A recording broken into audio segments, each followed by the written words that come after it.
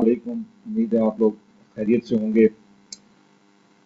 Student, last lecture जो है वो हमारा एक्सरसाइज का जो है वो लेक्चर था और हमने अल्हम्दुलिल्लाह चैप्टर नंबर 11 को कंप्लीट कर लिया है और अब हम बढ़ेंगे चैप्टर नंबर 12 की तरफ। और चैप्टर का जो हेडिंग है वो है लूप कंस्ट्रक्ट्स।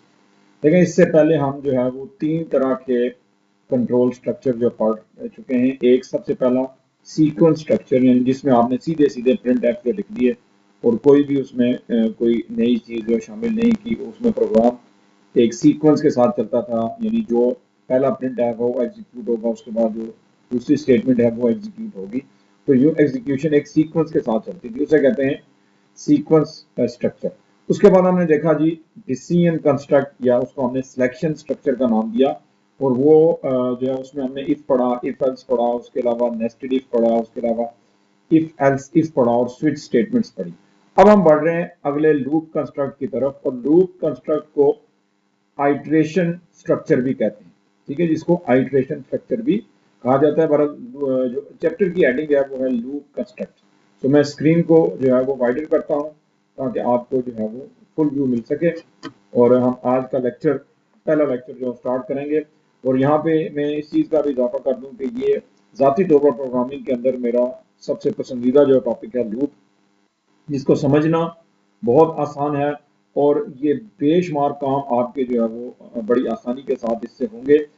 और इसके इस्तेमाल से आपके सोर्स कोड की जो लेंथ है वो भी जो कम होती है। तो एक ओवरव्यू ले लेते हैं कि इस चैप्टर में है क्या। We often encounter problems whose solution may require executing a statement or set of statements repeatedly.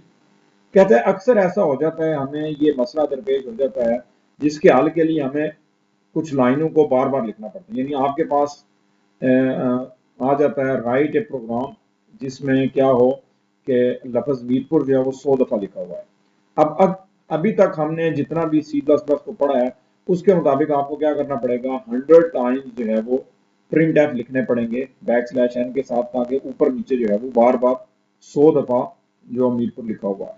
अब क्या होगा, आपके सोर्स कोड की लेंथ जो बहुत ज्यादा जो बढ़ जाएगी, यानी 100 लाइनें तो ये प्रिंट एफ की होंगी। और उसके अलावा गेट सी एच, और अगर आप जो है वो डिलिमिटर्स को भी शामिल करें, मैन को, और जो आपकी हेडर फाइल्स हैं, तो ये 100 से भी एक्सीड कर जाएगी जो है वो आपके कोड की लेंथ। तो कहता है इस तरह की प्रॉब्लम में फिर हमें क्या करना पड़ता है कि स्टेटमेंट्स या एक से ज्यादा स्टेटमेंट्स बार बार लिखनी पड़ती है। In such situation we need a structure. अब वहां पे हमें एक ऐसा स्ट्रक्चर चाहिए that allow repeating a set of statements up to a fixed number of times or until a certain condition is satisfied। कहता फिर इस हालत में हमें एक ऐसा जो निज़ाम चाहिए जो कि किसी एक स्टेटमेंट को या नंबर ऑफ स्टेटमेंट्स को नंबर ऑफ टाइम्स जो है वो, यानी हम उसको बता दें कि भाई आपने लफ्ज मीरपुर को 10 दफा लिखना है, तो एक ही दफा हम उसको बताएं तो वो 10 दफा लिखे। जैसे अगर मैं आपको मिसाल दूं, सॉरी, शुरू शुरू में जो फोटो स्टेट्स की मशीन आती थी उसमें आपने देखा कि अगर आपने एक पेज के 100 कॉपियां करानी थी तो वो बार बार प्रिंट का बटन जो दबाता था। जबकि अब जो नई जो फोटो स्टेट मशीनें आई हैं उसमें लूप का कंसेप्ट आपको समझाने के लिए बता रहा हूँ कि वो एक ही दफा 100 एंटर करके तो प्रिंट का बटन दबा के एक साइड पे हो जाता है और मशीन खुद ब खुद पेजेस जो निकालती रहती है, तब तक निकालती रहती है जब तक के 100 जो है वो उसकी गिनती जो पूरी नहीं हो जाती। ठीक है जी। तो कह रहा है कि इस हालत में हमारे पास कोई ऐसा स्ट्रक्चर होना चाहिए कि हम किसी स्टेटमेंट, अब वो एक स्टेटमेंट भी हो सकती है या एक से ज्यादा स्टेटमेंट्स भी हो सकती हैं, उनको हम up to a fixed number of times, यानी कुछ खास नंबर ऑफ टाइम्स यानी 100 दफा या 200 दफा प्रिंट करा सकें, और until a certain condition it satisfy. यानी आप उन फोटो स्टेट मशीन में ये भी कर सकते हैं कि उसमें टाइम भी होता है, और अगर अभी एक टाइम हुआ है तो आप उसमें ये टाइम फिक्स कर दें कि जब तक जो है वो वॉच का टाइम 2 नहीं हो जाता आपने प्रिंट निकालते रहना है। तो मशीन 2 बजे तक, जब तक कि उसकी जो इंटरनल वॉच है उसका टाइम जो 2 o'clock नहीं हो जाता, वो बार बार प्रिंट निकालती रहेगी।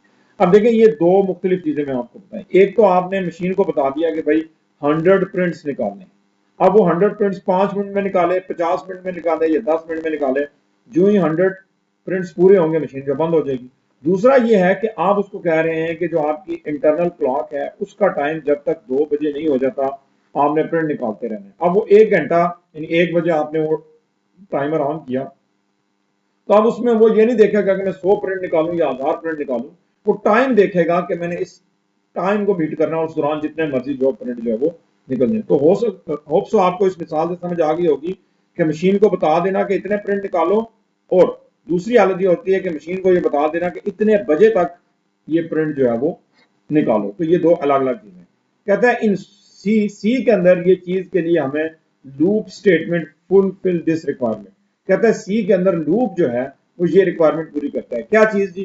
कि हमें प्रिंट एफ 100 दफा नहीं लिखना पड़ता, 1000 दफा नहीं लिखना पड़ता, बल्कि हम लूप का इस्तेमाल करके 3 लाइनों में वो काम जो 100 लाइनों से होता है वो हम 3 कामों में या 3 लाइनों से या 4 लाइनों से जो परफॉर्म जो कर लेते हैं। किसकी मदद से? लूप की मदद से। दिस चैप्टर, ये जो चैप्टर हम पढ़ेंगे, chapter number 12, will provide the basis for writing iterative solution to a certain problem. Iteration क्या होता है जी? चीज का बार बार परफॉर्म होना। आइट्रेशन, एक आइट्रेशन, दूसरी आइट्रेशन, तीसरी आइट्रेशन, किसी चीज को बार बार परफॉर्म करना। Here we shall introduce different loop constructs available in C. कहता है यहां पे हम डिस्कस करेंगे सी के अंदर जितने लूप अवेलेबल हैं। Iteration is the third type of program control structure. इससे पहले हम सीक्वेंस पढ़ चुके हैं, सिलेक्शन जिसमें हमने इफ एल्स वगैरह पढ़े थे, और आइट्रेशन इसको कहते हैं लूप को। लूप का दूसरा नाम जो है वो आइट्रेशन है। और याद रखें लूप का लफ्जी मतलब भी जो है वो क्या है? सर्कल भी इसको कहते हैं, रिंग भी कहते हैं। तो सर्कल क्या होता है? किसी भी चीज में जब आप बार बार जो करते हैं तो वो किस्म का सर्कल ही बन जाता है। तो iteration is the third type है कंट्रोल स्ट्रक्चर की। And the repetition of the statement in a program is called a loop. किसी भी स्टेटमेंट का रिपीट होना किसी भी प्रोग्राम के अंदर, यानी एक प्रिंट एफ का 100 दफा रिपीट हो जाना, 100 दफा लिख के नहीं बल्कि एक खास तरीके में लिख देना, उसको हम क्या कहते हैं? लूप कहते हैं। क्या कहते हैं जी? लूप कहते हैं। सो जर्नली जो है वो प्रोग्रामिंग में 3 तरह के लूप्स होते हैं। अब ये हमेशा याद रखिएगा कि सी जो है वो मदर लैंग्वेज है। जितनी भी दूसरी प्रोग्रामिंग लैंग्वेजेस हैं वो इसके साथ कंपैरिजन करके सीखी जाती है। ये जितना मैंने आपको इफ एल्स पढ़ाया, नेस्टेड इफ पढ़ाया, स्टेटमेंट पढ़ाया, ये बाकी प्रोग्रामिंग लैंग्वेजेस जिनमें विजुअल बेसिक है और बेंचमार्क प्रोग्रामिंग लैंग्वेजेस हैं, ये सारे कंसेप्ट वहां पे भी हैं। अच्छा, तो हम बात कर रहे हैं जी there are 3 loop control statements in the C. तो ये आपका ऑब्जेक्टिव टाइप भी आ सकता है कि सी में लूप कितने टाइप्स के होते हैं। सी में लूप जो है वो 3 टाइप के होते हैं जी। एक को कहते हैं व्हाइल लूप, दूसरे को कहते हैं डू व्हाइल लूप, और तीसरे को कहते हैं फॉर लूप। ठीक है जी। अब ये जो मैंने आपको पढ़ाया इसमें से हम इम्तानी नुक्ता निगाह से याद रखने वाली बात जो है वो क्या है, वो आप जो लिख लें कि iteration is a type of control structure. ये नोट कर लें, iteration is a type of control structure, ये नोट कर लें। ठीक है जी। और यहां पे how many types of the loop, और ये line, the repetition of statement in a program is called loop. The repetition of a statement in a program is called loop, और उसी का दूसरा नाम है आइट्रेशन। ठीक है जी। लूप जब अपना एक चक्कर पूरा करता है, यानी लूप ने 10 दफा चलना था, जैसे मैंने आपको फोटोस्टेट मशीन की मिसाल दी, उसने 10 फोटो कॉपियां निकालनी, तो जब वो एक कॉपी निकाल लेगी और वापस दूसरी कॉपी निकालने की तरफ जो बढ़ेगी, तो जो उसने पहली कॉपी निकाली है उस अमल को कहते हैं आइट्रेशन। लूप जब एक चक्कर पूरा कर लेता है तो उसको क्या कहते हैं जी? लूप का आइट्रेशन। अगर कोई लूप 10 दफा चल रहा है तो उसमें कितनी आइट्रेशन होंगी? 10 आइट्रेशन होंगी। अगर कोई लूप 2 दफा चल रहा है तो उसमें कितनी आइट्रेशन होंगी? 2 आइट्रेशन होंगी। ठीक है जी। सो यहां तक हमने देख लिया कि लूप 3 किस्म के होते हैं, while loop, do while loop और फॉर लूप। आज हमारा जो टॉपिक है, जो बुनियादी टॉपिक है, वो है व्हाइल लूप। उसका हमने पूरा स्ट्रक्चर देखना है, उसका हमने जो है वो ग्राफ, जो हमारा चार्ट है उसका वो देखना है, यानी उसकी पिक्टोरियल फॉर्म हमने देखनी है, और उसके अलावा हमने उसका मुख्तलिफ एग्जाम्पल्स में आपको जो करके दिखाऊंगा।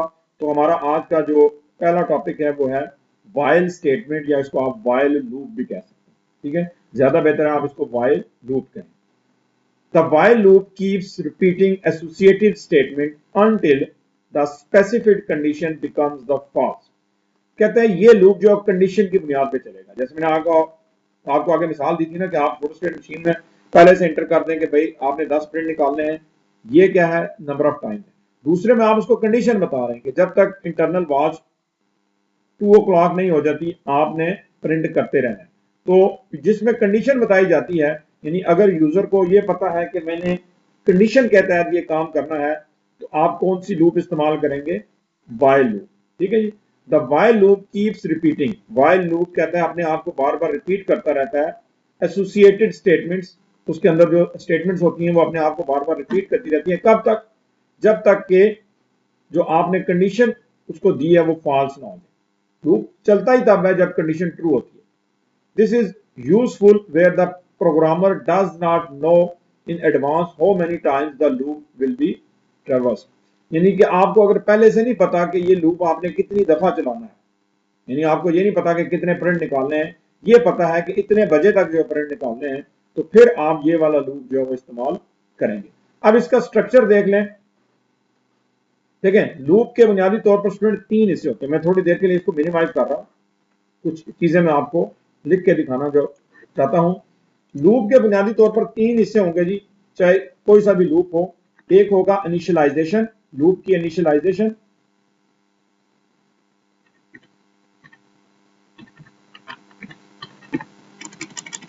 इनिशियलाइजेशन इनिशियलाइजेशन के बाद अगला स्टेप होगा कंडीशन, और कंडीशन के बाद होगा जी इंक्रीमेंट। अगर आप लूप को सीधा चला रहे हैं, नीचे से ऊपर जा रहे हैं, तो इंक्रीमेंट होगी,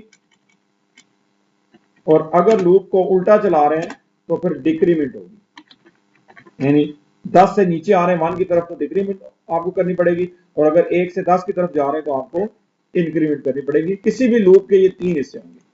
ठीक है जी। उसको पहले इनिशियलाइज करना पड़ेगा, फिर उसकी कंडीशन लिखनी पड़ेगी, और फिर आपको क्या करना पड़ेगा, इंक्रीमेंट और डिक्रीमेंट जो करनी पड़ेगी। अब इसका स्ट्रक्चर क्या होता है, वाइल लूप का स्ट्रक्चर। तो वाइल लूप का स्ट्रक्चर ये होता है जी कि आपने सबसे पहले एक वेरिएबल लेना होता है जो कि इस लूप को चलाएगा। ठीक है जी। आपने क्या करना होता है, पहले वेरिएबल लेना होता है, कोई भी एक्स वाई जेड नाम का कोई आपने वेरिएबल लेना होता है, इंटीजर टाइप का। बेहतर होता है कि इंटीजर टाइप का लें।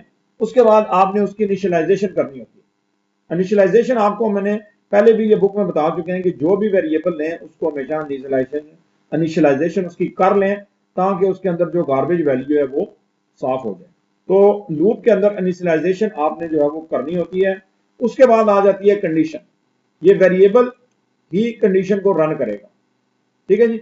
अब उसके बाद अच्छा, इनिशियलाइजेशन के बाद वाइल जो रिजर्व वर्ड है इसको आपने स्मॉल में लिखना है, डब्ल्यू भी स्मॉल होता है। ठीक है, याद रखिएगा सी केस सेंसिटिव लैंग्वेज है। अगर आपने कोई चीज स्मॉल में लिखनी थी और आपने कैपिटल में लिख दी है तो क्या होगा कि वो आपका एरर जो जनरेट हो जाएगा। अब वाइल के आगे जो ब्रैकेट्स के अंदर है, यहां पे आपने कंडीशन लिखनी होती है। कंडीशन लिखने की और कोई जगह नहीं है। ठीक है जी। दूसरा, वाइल के फौरन बाद आपने सेमीकोलन नहीं डालना होता। जैसे इफ के फौरन बाद हम सेमीकोलन नहीं डालते, इसी तरह वाइल के बाद भी आपने जो है वो सेमीकोलन नहीं डालना। उसके बाद आ जाएगी वाइल की बॉडी। अब किसी भी चीज की बॉडी को हमें पता है कि हम करली ब्रैकेट्स के अंदर लिखते हैं। ठीक है जी, कहां लिखते हैं, करली ब्रैकेट्स के अंदर। अब करली ब्रैकेट्स के अंदर यहां पे आप लिखेंगे उसके प्रिंट एफ, 2 है, 1 है, 3 है, 4 है, जितने भी उसके प्रिंट एफ हैं वो आप कहां पे लिखेंगे, यहां पे लिखेंगे। जब आपके प्रिंट एफ पूरे हो जाएंगे तो देन आप आखिर में इंक्रीमेंट लिखेंगे या डिक्रीमेंट लिखेंगे। किसी भी चीज को इंक्रीमेंट करने का तरीका हमने इंक्रीमेंट ऑपरेटर में पढ़ा था, आपको याद होगा। अगर किसी चीज में से एक वेरिएबल सी है, उसमें हमने 1 की इंक्रीमेंट करनी है तो हम उसको क्या लिख सकते हैं, सी प्लस प्लस। इसका क्या मतलब है, सी में 1 की इंक्रीमेंट कर दो। इसको अगर आप खोल के लिखें तो इसका तरीका यह भी होता है कि C is equal to C plus 1। ये किसी भी वेरिएबल को इंक्रीमेंट करने का और सी माइनस 1 डिक्रीमेंट करने का तरीका होता है। तो आपने बॉडी को क्लोज करने से पहले आपने इंक्रीमेंट या डिक्रीमेंट जो है वो करनी होती है, तभी लूप आगे चलेगा। अगर आप इंक्रीमेंट या डिक्रीमेंट नहीं करते तो लूप इधर ही जो है वो क्या होगा, स्ट्रक हो जाएगा, इसके अंदर ही जो है वो रुक जाएगा। ठीक है जी। जो तो ये 3 हिस्से हो गए, इनिशियलाइजेशन, वाइल की कंडीशन और इंक्रीमेंट। ठीक है जी। इंक्रीमेंट और डिक्रीमेंट आपने हमेशा ये कोशिश करनी है कि बुनियादी स्ट्रक्चर के मुताबिक आपने कहां पे करना है इसको, बॉडी के खत्म होने से पहले। अब हम चलते हैं जो बुक की तरफ जो वापस, और वहां पे कुछ चीजें हम देखते हैं कि उसने इसको किस तरह एक्सप्लेन किया। The syntax of the while statement is, while लिखेंगे कि जहां पे इसको इनिशियलाइजेशन का भी बताना चाहिए था जो उसने नहीं बताया, मैंने आपको बता दिया कि वाइल से पहले आपने लूप के वेरिएबल को इनिशियलाइज करना जरूरी है, ठीक है जी। इनिशियल वैल्यू उसकी बताना जो है वो जरूरी है। यहां पे आप उस वेरिएबल की मदद से कंडीशन लिखेंगे, फिर स्टेटमेंट्स हैं, और यहां उसने एक चीज नहीं लिखी, वो उसको लिखनी चाहिए थी इंक्रीमेंट और डिक्रीमेंट। इंक्रीमेंट और डिक्रीमेंट आप इस करली ब्रैकेट से पहले जो है वो लिखते हैं। The condition in the while loop controls the loop iteration. Basically इसका जो सबसे ट्रिगर पॉइंट है वो इसकी कंडीशन है जो इस पूरी चीज को हैंडल करती है। The statement which are executed when the given condition is true. Body के अंदर आप तभी दाखिल होंगे जब आपकी कंडीशन ट्रू होगी। अगर आपकी कंडीशन ट्रू नहीं है तो आप इन करली ब्रैकेट्स के अंदर दाखिल ही नहीं होंगे, और जाहिर है इसके अंदर जो चीजें होंगी वो परफॉर्म ही नहीं होंगी। From the body of the loop if the condition is true the body of the loop is executed. अगर कंडीशन ट्रू है तो बॉडी के अंदर जो भी काम है वो सारा परफॉर्म होगा। As soon as it becomes false, जो ही ये कंडीशन फॉल्स होगी आप लूप से बाहर निकल के लूप के बाद जो काम है उसकी तरफ जो है वो आपका जो कंपाइलर है वो चला जाएगा। द लूप टर्मिनेट्स इमीडिएटली, जो ही आपकी कंडीशन फॉल्स होगी फौरन ही लूप जो क्या होगा टूट जाएगा। अब चलते हैं नेक्स्ट पेज के ऊपर। वहां उसने एक प्रोग्राम की मदद से आपको चीजें शो की हैं, लेकिन प्रोग्राम से पहले जो है मैं आपको इसका जो है वो फ्लो चार्ट दिखाना चाहूंगा। स्टार्ट, स्टार्ट के बाद स्टेटमेंट, स्टेटमेंट के बाद आपकी क्या है जी वाइल की कंडीशन है, वाइल की कंडीशन है। अगर तो कंडीशन फॉल्स हो गई तो लूप इधर ही टूट जाएगा, लूप इधर ही जो रुक जाएगा। अगर कंडीशन ट्रू हुई तो स्टेटमेंट होगी, स्टेटमेंट के बाद यहां पे एक ब्रैकेट आप और डालेंगे और उसमें लिखेंगे इंक्रीमेंट। उसमें क्या लिखेंगे इंक्रीमेंट, और दोबारा इसको कंडीशन के ऊपर ले जाएंगे। दोबारा इसको कहां ले जाएंगे कंडीशन के ऊपर, दोबारा इसको कहां ले जाएंगे जी कंडीशन के ऊपर, ठीक है जी। यानी यहां पे एक बॉक्स आप और डालेंगे और उसके अंदर लिखेंगे इंक्रीमेंट। आप क्या लिखेंगे इंक्रीमेंट, और फिर उसके बाद ये लाइन जो ऊपर जाके दोबारा मिलाएंगे, इंक्रीमेंट हो गया, कंडीशन दोबारा चेक होगी। और फिर अब ये प्रोग्राम जो है उसने, ये प्रोग्राम क्या कर रहा है, ये 1 से लेके 10 तक जो गिनती प्रिंट कर रहा है। 1 से लेके 10 तक जो है वो गिनती जो है वो प्रिंट होगी। नेक्स्ट जो पेज भी हम जो देख लेते हैं उसी चीज को उसने एक्सप्लेन जो किया हुआ है। एक चीज आप नोट कर लें, बाकी मैं अभी इस प्रोग्राम के साथ आपको पहले मैं सी के अंदर लेके जाऊंगा और वहां पे कुछ चीजें जो बताऊंगा, ठीक है जी। तब अच्छा जी, a variable whose value control the number of iteration is known as loop control variable. ये अंडरलाइन कर लें जी, जो वेरिएबल लूप को चलाता है और उसको कंट्रोल करता है उसको लूप कंट्रोल वेरिएबल कहा जाता है, ठीक है जी। अब जो आपके करली ब्रैकेट्स के अंदर या ब्रेसेस जिन्हें आप कहते हैं उसके अंदर जो चीज जो बंद होती है उसे कहते हैं बॉडी ऑफ द लूप। उसे क्या कहते हैं जी body of the loop. In the while loop the loop control variable is always initialize, जो मैंने आपको बताया कि वाइल से पहले इनिशियलाइज। अब यहाँ पे इसने ये चीज बता दी है, लेकिन अगर आप पीछे जाएं तो यहाँ उसने गलती की है, इस जगह पे उसने बताया नहीं कि इनिशियलाइजेशन नाम की भी कोई चीज होती है, जो मैंने आपको अपने नोट्स के अंदर बताई है कि यहाँ पे इनिशियलाइजेशन आपने करनी होती है। और वो इनिशियलाइजेशन उसने कहा है जी आउटसाइड द बॉडी, बॉडी से पहले जो करनी पड़ती है। एंड इज इंक्रीमेंट और decrement inside the body of the loop. और ये भी उसने यहां नहीं बताया था कि भाई इंक्रीमेंट या डिक्रीमेंट नाम की भी कोई बला होती है, जो उसको यहां बताना चाहिए था वो उसने नहीं बताया, जो कि मैंने अपने नोट्स के अंदर आपको बताया कि इनिशियलाइजेशन वाइल से पहले बॉडी के बाहर, और इंक्रीमेंट और डिक्रीमेंट जो बॉडी के अंदर होते हैं। अब मैं आपको ले चलूंगा स्टूडेंट टर्बो सी के अंदर, और दो बड़ी ही आसान एग्जाम्पल के जरिए मैं आपको इसका कंसेप्ट आपको दे दूंगा, और फिर हम बुक की एग्जाम्पल भी जो देखेंगे। टोटल हम 3 एग्जाम्पल जो है वो इसको देखेंगे। स्टूडेंट ये बहुत ही इंटरेस्टिंग जो है वो टॉपिक है प्रोग्रामिंग के अंदर। जैसे मैंने पहले ही बताया कि मुझे जाती तौर पर लूप्स के अंदर जो काम करना बहुत ज्यादा जो है वो अच्छा भी लगता है, क्योंकि इससे आपके कंसेप्ट जो क्लियर होते हैं। आगे जाके जैसे हमने नेस्टेड इफ पढ़ा, इस तरह नेस्टेड लूप भी आएगा, तो वहां भी आप जो है वो देखेंगे कि काफी इंटरेस्टिंग चीजें इससे जो बनेंगी लेटर। हम एक नया प्रोग्राम ओपन जो कर रहा हूं मैं। सबसे पहले हम ये चाहते हैं कि हम एक ऐसा प्रोग्राम बनाएं जिसके अंदर 5 दफा आप ये करना चाहते हैं कि 5 दफा मीर पर लिखा हुआ है, तो इससे पहले हमारे पास, यानी जब तक हमने लूप नहीं पढ़ा था, हमारे पास ये आता, एक दफा मीरपुर प्रिंट एफ \n, दो दफा मीरपुर प्रिंट एफ \n, तीन दफा मीरपुर प्रिंट एफ \m, ये चार दफा मीरपुर हो गया, और प्रिंट एफ \m कितनी दफा मीरपुर हो गया जी, 5 दफा मीरपुर। ये हमारी रिक्वायरमेंट। अब मैं आपको इसको रन भी जो करके दिखाता हूँ कि ये प्रोग्राम जब चलेगा तो स्क्रीन के ऊपर 5 दफा एक ऊपर से नीचे मीरपुर जो लिखा हुआ आ जाएगा। ये आपके सामने देखें, मीरपुर 5 टाइम्स जो है वो लिखा गया। अब इमेजिन करें कि आपको कहा जाता है कि यही लफ्ज आपने 100 टाइम्स लिखना है, 100 दफा लिखना है, तो क्या होगा, 100 प्रिंट एफ लिखने पड़ेंगे, जो कि एक नहायत ही गैर दानिशमंदाना फैसला होगा, क्योंकि हमने पहले भी ये पढ़ चुके हैं कि आजकल मॉडर्न डेज में एफिशिएंट प्रोग्रामिंग उसको कहा जाता है कि जिसमें सोर्स कोड छोटे से छोटा हो और ज्यादा से ज्यादा काम करें। अब अगर आपका सोर्स कोड ही 100+ लाइनों का हो जाएगा और आउटपुट में भी वो तकरीबन जो 100 लाइनें ही लिखेगा, 100+ का कोड आउटपुट में 100 लाइनें लिखेगा, तो ये एफिशिएंट प्रोग्रामिंग तो ना हुई। तो फिर इसका हल जो है वो आज के चैप्टर में हमें दिया गया है, और वो है जी लूप।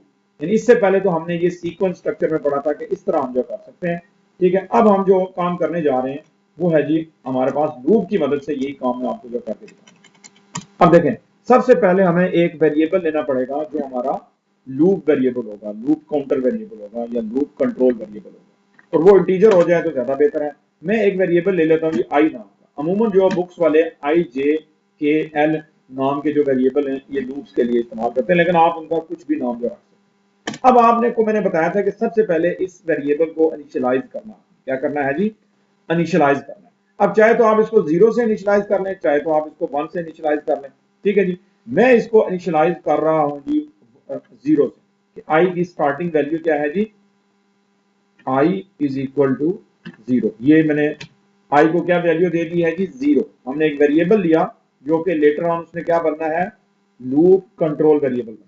अब इनिशियलाइजेशन होगी तो उसके बाद क्या होता है, भला उसके बाद हमने लिखना होता है लफ्ज वाइल। रिजर्व वर्ड है, इनिशियलाइजेशन पहले होने चाहिए। अब हमने ये कंडीशन बनानी है कि भाई ये कहां तक जाएगा तो 5 वैल्यू पूरी हो जाएंगी, ठीक है जी। पहली दफा 0 के लिए 1, फिर इंक्रीमेंट होगी तो आई की वैल्यू 1 हो जाएगी, तो 2 टाइम प्रिंट हो जाएगा। फिर जब आई की वैल्यू 3 होगी, ठीक है जी, तो इसकी आइट्रेशन नंबर क्या होगी, 0 के लिए 1, 1 के लिए 2, 2 के लिए 3, 3 के लिए 4 और 4 के लिए 5। तो हम ये लिख सकते हैं कि I less than or equal to 4 के जब तक जो है, हमने कहा था कि वाइल लूप में हमें ये पता नहीं होता, हम उसको कंडीशन देते हैं कि भाई इतने टाइम, इतने, जब तक ये कंडीशन ट्रू होती है आप ये काम करता रहो, ठीक है जी। अब ये मैंने कंडीशन लिख ली। अब ये कंडीशन मैंने इस तरह ही नहीं लिख ली, मैंने काउंट किया कि कितने आइट्रेशन होंगे तो 5 दफा जो मीरपुर जो बन जाएगा, वो भी मैं आपको जो बताता हूँ। अब हमने इस लूप की मदद से जो करना क्या है, प्रिंट क्या करवाना है जी, मीरपुर। मीरपुर लिखो, उसके फौरन बाद अगली लाइन में चले जाओ। मीरपुर लिखने के बाद अगली लाइन में चले जाओ। अब वाइल की बॉडी क्लोज करने से पहले आपने इंक्रीमेंट जो करना है। याद रखिएगा, अगर आपकी कंडीशन नीचे से ऊपर आ रही है, जैसे यहां पे 0 जो बढ़ता बढ़ता जो कहां तक जाएगा 4 तक, तो हम नीचे से ऊपर जा रहे हैं, तो इस केस में इंक्रीमेंट होगा। और इंक्रीमेंट को लिखने का तरीका क्या होता है, उसी वेरिएबल के अंदर 2 दफा जमा का निशान डालना, ठीक है जी। और ये बॉडी हो गई। अब ये हमारा सारा आज का काम है। हमने एक वेरिएबल लिया जो कि लूप कंट्रोल वेरिएबल है, उसको इनिशियलाइज किया। आप इसको 1 से भी इनिशियलाइज जो कर सकते हैं। अगर आप वहां से 1 से करेंगे तो फिर आप जाओ, फिर आपको 5 लिखना पड़ेगा। अब ये काम कैसे करेगा, हमने आई की स्टार्टिंग वैल्यू क्या रखी है जी, 0। यहां पे क्या लिखा हुआ आ जाएगा, 0। कहता है जी 0 less than or equal to 4। कहता है 0 छोटा होता है या बराबर होता है 4 के। बराबर तो नहीं होता लेकिन छोटा तो होता है ना। तो जब या हो तो फिर क्या होता है, कंडीशन ट्रू हो जाती है। जब ये कंडीशन ट्रू हो जाएगी तो आप लूप की बॉडी के अंदर आ जाएंगे और क्या प्रिंट होगा जी, मीरपुर लिखा हुआ आ जाएगा एक दफा। ये काउंट कीजिएगा कितनी दफा मीरपुर हो चुका है, एक दफा। अब आपने क्या किया, आई की वैल्यू यहां पहुंच के क्या थी, 0, उसमें एक का इजाफा हो गया तो आई की वैल्यू क्या बन गई, क्या बन गई जी, 1। अब हम दोबारा ऊपर गए, अब के यहां पे 0 की जगह क्या लिखा हुआ आ जाएगा, 1। अब वो कहता है कि 1 छोटा होता है या बराबर होता है 4 के, सही कह रहा है, बराबर तो नहीं था लेकिन छोटा होता है। दोबारा आप इसमें आएंगे तो एक और दफा क्या लिखा हुआ आ जाएगा, मीरपुर। यहां पे आके आई की वैल्यू 1 थी, लेकिन जब उसमें एक और जमा होगा तो क्या बन जाएगी, 2। ऊपर जाके अब वैल्यू क्या हो जाएगी, उधर आप ध्यान रखें कि 2 दफा मीरपुर लिखा जा चुका है। अब हम आए, ठीक है जी, 2 छोटा होता है, दोबारा मीरपुर लिखा गया, कितना मीरपुर हो गया, 3। यहां पहुंच के 2 था, उसमें एक और जमा हुआ, 3 हो गया, 3 यहां ऊपर, अब क्या लिखा हुआ आ जाएगा, 3। लेकिन हमारे प्रिंट कितने हो चुके हैं, 3 मीरपुर जो प्रिंट हो चुके हैं, ठीक है जी। अब आगे दोबारा एक मीरपुर प्रिंट होगा और वापसी पे 3 जब एंटर होगा, 3 पहले थे और अब कितने मीरपुर हो जाएंगे, 4। ऊपर आगे जनाब क्या हो जाएगी वैल्यू, 4। अब 4 छोटा तो नहीं होता लेकिन बराबर तो होता है, फिर ट्रू हो गया, फिर मीरपुर जो प्रिंट होगा और कितने टाइम प्रिंट हो गया, 5 दफा। कितने टाइम प्रिंट हो चुका है, 5 दफा। मैं आपको साथ साथ जो गिनवाया भी है, 5 प्रिंट हो गए। हालांकि यहाँ पे वैल्यू अभी 4 है, लेकिन क्योंकि हमने 0 से शुरू किया था तो 0 से 4 पहुंचते हुए 5 स्टेप जो बन जाता है। अब 4 में 1 की इंक्रीमेंट हो जाएगी तो क्या बन जाएगा, 5। अब यहाँ पे क्या लिखा हुआ आ जाएगा जी, 5। 5 ना तो छोटा होता है ना बराबर होता है, तो क्या हो गया, कंडीशन फॉल्स होगी। जब कंडीशन फॉल्स होगी तो फिर आप लूप से बाहर निकल आएंगे और यहाँ पे गेट सी एच है, हमारा प्रोग्राम जो है बंद हो जाएगा। अब मैं आपको रन करके दिखाता हूँ, ये सेम वही काम करेगा जो हमने 5 प्रिंट एफ की मदद से किया था।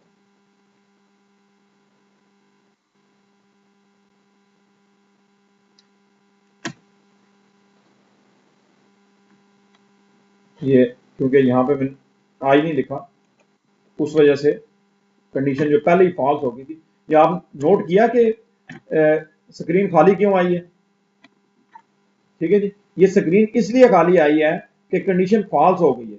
कंडीशन जब फॉल्स हुई है, 5 ना तो 4 से छोटा होता है ना ही बराबर होता है, तो लिहाजा ये प्रिंट एफ प्रिंट नहीं हुआ, तो वो यहाँ आ गया गेट सी एच। अब यहाँ पे मैं लिखता हूँ आई, ताकि लूप जो प्रॉपर जो काम करे। अब ये 5 दफा जो मीरपुर लिखा हुआ है, तो ये देखें 5 टाइम्स जो है वो मीरपुर। सो कहाँ पे 5 लाइनें और कहाँ 3 लाइनों से हमने ये सारा काम कर लिया। अब अगर वो कहता है जी 100 दफा लिखें, तो आप यहाँ पे क्या कर देंगे, 99। यहाँ पे हम क्या लिख देंगे जी, 99। जस्ट इतना मैंने चयन करना है और ये 100 दफा आपका मीरपुर लिखा हुआ आ जाएगा। ये देखिए 100 टाइम्स, कुछ स्क्रीन ऊपर गुजर गई है, ये 100 टाइम्स जो है वो मीरपुर। आपको तो सिर्फ एक स्क्रीन नजर आ रही है, लेकिन इसके ऊपर कुछ स्क्रीनें तेजी से गुजर चुकी हैं, तो ये 100 टाइम्स जो पूरा, ठीक है जी, क्लियर हो गया। सो याद रखिएगा कि अगर आप आइट्रेशन 0 से कर रहे हैं तो फिर 0 से 99 तक कितने स्टेप बनते हैं, 100 ही बनते हैं ना, तो इस चीज का भी ध्यान रखना आप, ठीक है। ये इनिशियलाइजेशन जो जरूरी है, कंडीशन भी जरूरी है और इंक्रीमेंट भी जरूरी है, ठीक है जी। अब आते हैं बुक की तरफ। बुक वाले ने क्या किया है जी, बुक वाले ने 1 से लेके 10 तक जो गिनती प्रिंट की, यानी यहां पे हम क्या करते हैं, इसको 1 से लेके 10 तक हम जो गिनती जो प्रिंट करना चाहते हैं। अब गिनती जो प्रिंट करने के लिए अगर वो कहता है जी यहाँ पे हम 1 लिखते हैं सिर्फ, तो क्या होगा, जब आप 1 लिखेंगे तो क्या होगा, जहां मीरपुर था समझ लें उसकी जगह आपने 1 लिख दिया, तो 10 दफा 1 लिखा हुआ आ जाएगा। लेकिन हमने ये तो नहीं करना, हमने तो 1 2 3 4 5 6 7 8 9 10 जो है वो ये डिजिट्स जो प्रिंट करने हैं। अब ये वैल्यूज जो कहां से आ रही हैं, अगर आप गौर से देखें तो ये वैल्यू आई के अंदर सेव हो रही है। पहली दफा उसकी वैल्यू क्या आ रही है, 0। अब ये 0 से लेकर 9 तक जो है वो डिजिट जो प्रिंट करेगा, तो उसके लिए हम क्या कर रहे हैं, हम कर रहे हैं जी परसेंटेज डी, ठीक है जी। और ये वैल्यू कहां से लेगा, परसेंटेज डी, आई से। ये जरा इस लाइन को गौर से समझें कि मैंने क्या किया है, कि जो जो आई की वैल्यू आ रही है साथ साथ में उसको प्रिंट भी करवाता जा रहा हूं, और एक में डाल रहा हूं बैकस्लैश n नई लाइन में डालने के लिए। पहली दफा आएगा तो आई की वैल्यू क्या है, 0। पहली दफा 0 प्रिंट हो जाएगा, 1 की इंक्रीमेंट होगी, दूसरी दफा क्या होगा 1, तीसरी दफा 3 4 5 6 7 8 9, और जब यहाँ पे 10 होगा तो कंडीशन फॉल्स होगी, तो 10 प्रिंट नहीं होगा, 9 प्रिंट हो जाएगा। हाँ, अगर ये मैं इक्वल टू हटा दूं तो अब 9 भी प्रिंट नहीं होगा। अगर मैं इक्वल हटा दूं तो 9 भी प्रिंट नहीं होगा, क्योंकि 9 से छोटा नहीं होता, 0 से 8 तक प्रिंट होगा। तो मैं बहरहाल इसको यहाँ पे रखता हूँ। आप देखिएगा, आप 1 से लेके 1 से लेके 9 तक जो है वो डिजिट जो प्रिंट होंगे। तो ये देखें इसमें 0 1 2 3 4 5 6 7 8 और 9।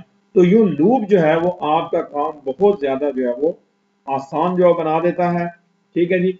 अब ये जो लूप है जो हमने पढ़ा वाइल लूप, ये अगर कोई पूछे कि वाइल किस बुनियाद पे काम करता है, तो वाइल लूप जो है वो कंडीशन की बुनियाद पे काम करता है। उसमें आपको पहले से पता नहीं होता कि ये कितनी आइट्रेशन जो पूरी करेगा। आप एक कंडीशन लगा देते हैं, जब तक वो कंडीशन जो है वो ट्रू होती है वो काम होता रहता है, जो ही वो कंडीशन फॉल्स होती है वो काम जो है वो ना रुक जाता है। ठीक है जी, क्लियर है। सो होप सो स्टूडेंट आपको वाइल लूप जो समझ आ गया होगा। इसका स्ट्रक्चर ध्यान में रखना है कि एक वेरिएबल होगा जो लूप को कंट्रोल करेगा, उसको इनिशियलाइज करवाना है, वही वेरिएबल आपने उसी की मदद से कंडीशन बनानी है, और फिर बॉडी के अंदर बॉडी को खत्म होने से पहले आपने क्या करना है, उसमें इंक्रीमेंट या डिक्रीमेंट। अब वो कहता है कि उल्टी गिनती जो प्रिंट करे, तो आप क्या करेंगे, उसको 9 से स्टार्ट करेंगे। ठीक है जी। और अब कंडीशन क्या बनेगी कि भाई जब तक आई की वैल्यू बड़ी रहती है या बराबर हो जाती है 0 के, ठीक है जी, तो तब तक आप आई प्रिंट करते रहो। लेकिन अब क्योंकि हम ऊपर से नीचे आ रहे हैं, तो अब इंक्रीमेंट होने के बजाय क्या होगा जी, डिक्रीमेंट होगा। अब हम इंक्रीमेंट के बजाय क्या करेंगे, डिक्रीमेंट करेंगे, आई माइनस माइनस। अब देखिएगा उल्टे डिजिट्स जो है वो 9 से लेके 0 तक जो है वो प्रिंट, देखा आपने। सो कंडीशन अगर आप जो बना लेते हैं सही तरह, तो देन लूप को हैंडल करना आपके लिए कोई मुश्किल बात नहीं होगी। ठीक है जी। अब एक चीज और भी हो जाएगी, इसे हम कहते हैं इन्फिनिट लूप। यानी अगर आपने कंडीशन ही कोई जो गलत लगा दी है, जो कभी मीट ही नहीं हो सकती, जो कभी मीट ही नहीं हो सकती, तो फिर क्या होगा, वो बार बार बार बार बार बार चीजें जो प्रिंट करना शुरू कर देगा। इसको कहते हैं इन्फिनिट लूप। यानी एक ऐसा लूप जिसमें जो कंडीशन आपने लगाई है वो कभी अकर ही नहीं होगी, वो कभी आएगी ही नहीं वो कंडीशन। तो देन आप क्या करते हैं, उस वो लूप फिर जब कभी भी नहीं जो रुकता, वो प्रोग्राम जो बंद ही नहीं होता, फिर आपको Alt प्लस F4 दबा के उसको बंद करना पड़ता है। उसको हम कहते हैं इन्फिनिट लूप। ठीक है जी। तो आज के लिए हमने ये देखा कि जो आइट्रेशन स्ट्रक्चर है। अब यहाँ पे कोई आपको पूछ सकता है ये कोड देके बताएं इसमें कितनी आइट्रेशन होंगी, तो आप काउंट कर सकते हैं, एक 9 के लिए, एक 8 के लिए, एक 7 के लिए, 6 के लिए, 5 के लिए, 4 के लिए, 3 के लिए, 2 के लिए, 1 के लिए, 0 के लिए 10 आइट्रेशन है इस लूप के अंदर। ठीक है। तो अक्सर ये भी पूछा जाता है कि इसमें कितनी आइट्रेशन है, तो ये आपने जहन में रखना है। ठीक है जी, कि आइट्रेशन जो है वो कितनी है, ये भी आपसे जो पूछा जा सकता है। तो वाइल लूप आज हमने जो कंप्लीट किया। ठीक है। आप आसानी से अब आप ये कर सकते हैं कि जो बुक के अंदर एग्जांपल दी गई है उसको भी आप जो है वो देख सकते हैं कि उसके अंदर उसने क्या चीजें आपसे डिस्कस की हैं। अब हम बुक वाली एग्जांपल को भी जो देख लेते हैं। उसने ये किया है जी कि write a program to print digits from 1 to 10। मैंने 0 से 9 किया, आप कोई मसला नहीं, आप इनिशियलाइजेशन 1 से करें और कंडीशन को 10 तक ले जाएं, तो वो 1 से लेके 10 तक प्रिंट कर देगा। सेम वही चीज है जो आपके सामने मैंने की है। मैंने अपने वेरिएबल का नाम आई रखा है, उसने वेरिएबल का नाम क्या रख दिया है, काउंट रख दिया है। काउंट की इनिशियलाइजेशन मैंने 0 से की है, उसने 1 से कर दिया है। मैंने कहा था I less than or equal to, जब तक कि आई छोटा रहता है या बराबर नहीं हो जाता किसके, 9 के, तो क्या करो, परसेंटेज डी करो, और उसकी वैल्यू कहां से लो, आई से। ठीक है। और आई को मैंने दूसरी तरह लिखा है, आप इसको काउंट प्लस प्लस भी लिख सकते हैं। उसने लिखा है count is equal to count plus 1। Increment करने के दो तरीके मैंने आपको बताए हैं। ये यहाँ पे ये देखें, इंक्रीमेंट को लिखने का एक तरीका ये होता है सी प्लस प्लस, या अगर काउंट वेरिएबल है तो काउंट प्लस प्लस, और एक तरीका count is equal to count plus 1। इस तरीके से लिखें या इस तरीके से लिखें, दोनों का मकसद एक ही है। सो अब यहाँ पे सेम वही चीज है, सिर्फ मैंने 0 से स्टार्ट किया था और 9 तक गया था, 10 आइट्रेशन की थी। इसने 1 से लेके 10 तक जो आइट्रेशन है, ठीक है। आप इसको 100 तक भी लेके जा सकते हैं। अब यहाँ पे जो मैंने आपको एक्सप्लेन किया है, सेम वही चीज इसमें वो एक्सप्लेन जो है वो कर रहा है कि पहली दफा उसकी वैल्यू 1 आएगी, ठीक है जी, और 1 जो है वो छोटा होगा, 10 से कंडीशन ट्रू हो जाएगी, 1 प्रिंट होगा, ठीक है जी। और इस तरह ये करते करते करते जब लूप की वैल्यू 11 होगी तो 11 ना तो छोटा होगा ना बराबर होगा, तो लूप टूट जाएगा और इसके बाहर आपने और कुछ नहीं लिखा हुआ, तो आपका प्रोग्राम जो है वो बंद हो जाएगा। अब इस प्रोग्राम के अंदर एक ये गलती है कि ये आउटपुट को वहां ठहराएगा नहीं, क्योंकि यहाँ गेट सी एच नहीं लगा हुआ। तो हमें पता है कि अगर हम गेट सी एच ना लगाएं तो आउटपुट रुकती नहीं है, प्रोग्राम एक फ्लिक के साथ जो है वो वापस आ जाता है। तो इन दो के दरमियान आपने गेट सी एच जो है वो लगाना, यहाँ बुक वाले ने नहीं लगाया, अगर आप नहीं लगाएंगे तो ये एग्जाम्पल जो है वहां पे आउटपुट जो है रुकेगी नहीं। तो स्टूडेंट आज का हमारा ये टॉपिक था, बहुत इंपॉर्टेंट टॉपिक है इम्कानी नुक्ता निगाह से।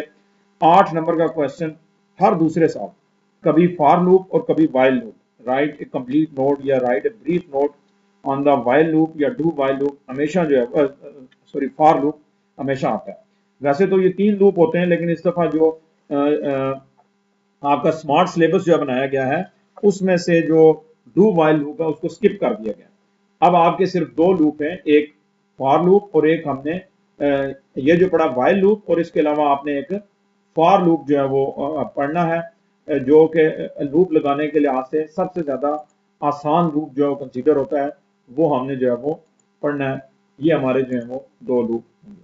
सो होप सो आज का लेक्चर आप लोगों को सही तरह जो समझ आ गया होगा, और बहुत ही इंटरेस्टिंग जो टॉपिक है, और लेटर ऑन ये और भी ज़्यादा इंटरेस्टिंग होने वाला है जब हम इसकी मदद से मुख्तलिफ ज्योमेट्रिकल शेप्स जो है वो बनाएंगे।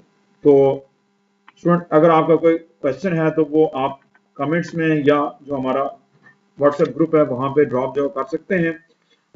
आज के लिए इतना ही, दुआओं में याद रखिएगा और फी अमान अल्लाह।